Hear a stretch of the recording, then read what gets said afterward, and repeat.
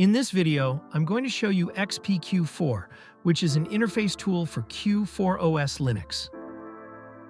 I'm using Q4OS Andromeda with Trinity desktop environment for this video. This is XPQ4 installer for Trinity. There's also a version for Plasma. The install setup is straightforward. Click on Next, wait for it to install, and then it's done. Once it's done, the XPQ4 window will open automatically. You can open it again at any moment by clicking on XPQ4 app or launcher on the desktop. Now simply select which theme you want to apply and then click on Apply Theme. It will log out from the session to apply changes.